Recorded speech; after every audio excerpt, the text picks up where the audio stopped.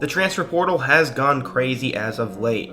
I'm currently a day behind on the daily college football show, so in today's video, we're going to talk about the 8 biggest topics from Saturday, January 15th. We have 8 transfers to talk about, but right before we can get into that, we are on the road to 100K, so quickly be sure to hit that subscribe button, smash that like button for the algorithm, and turn on post notifications so you never miss when I upload.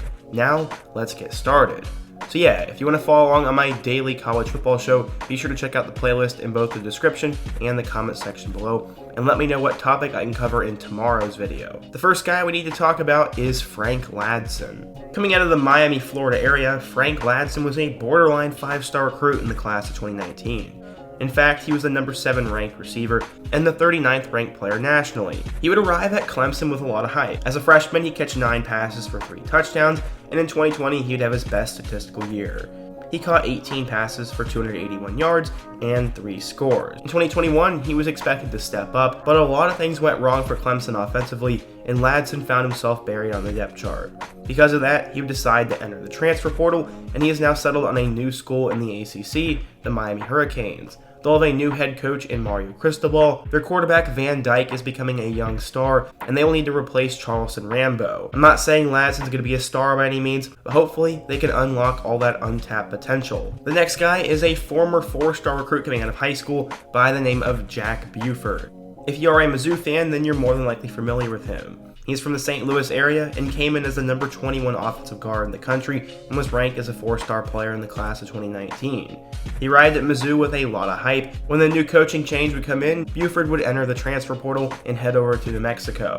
I'm not quite sure what he really did while he was there, but recently he has been on the move to Arizona once again, as Jedd Fisch is slowly building a great recruiting class and adding much needed depth. He is a guy who has a lot of potential, so I'm curious to see what's going to happen. Jalen Kimber is the first of 2 Georgia transfers we have to talk about. Coming out of Arlington, Texas, Kimber was one of the best players in the class of 2020.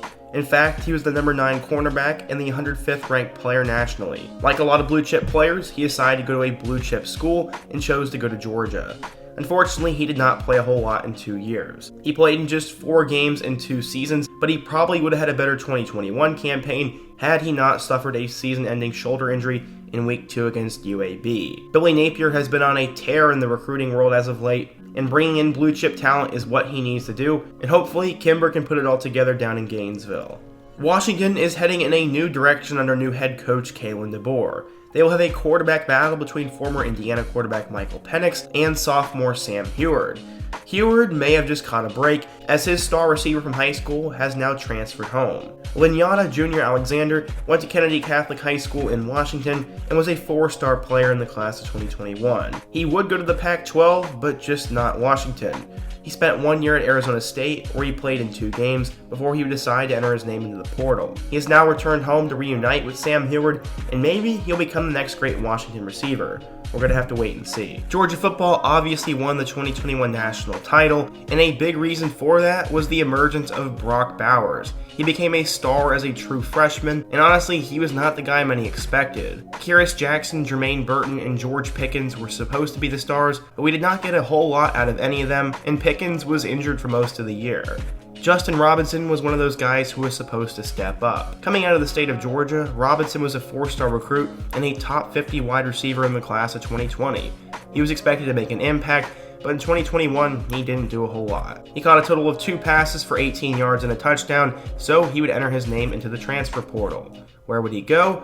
Well, he'd go to a school that's actually on Georgia's 2022 schedule, Mississippi State. Mike Leach and his air raid style of offense will give plenty of opportunities for Robinson to develop and maybe put up big numbers.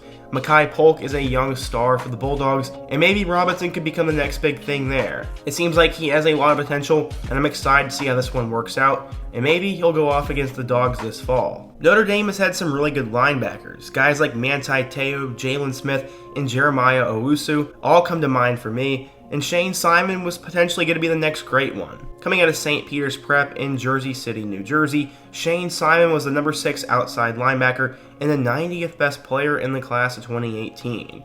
He arrived in South Bend with a lot of hype, but his 4 years were somewhat underwhelming. In 3 years, he barely combined for 25 tackles and did not register a sack, fumble, or interception. He didn't even get an opportunity to play in 2021, so he definitely knew it was time to change it up, and he decided to enter the transfer portal.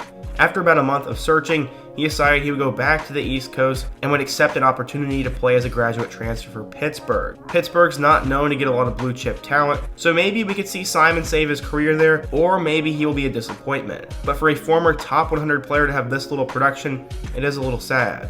If you're a Kansas football fan, then you're more than likely familiar with Ky Thomas. Coming out of Topeka High School, Thomas was a legend in the state of Kansas. He finished with nearly 8,000 rushing yards in his high school career, which is good for second all-time in state history. He also finished 7th all-time in touchdowns with 95, and as a senior, he was named the Gatorade Athlete of the Year. Because of that, he was a 4-star recruit in the class of 2020 and would have plenty of options. He decided to go to the Big Ten and play for PJ Fleck at Minnesota. After not playing in 2020, he would get an opportunity in 2021. Mohamed Ibrahim, Bryce Williams, and Trey Potts would all get injured, so Thomas would play towards the end of the year. He finished with 824 yards and 6 touchdowns, including a career-high 144 yards and a touchdown in their bowl win over West Virginia. He became one of the most sought-after running backs in the portal and chose the Jayhawks over Purdue.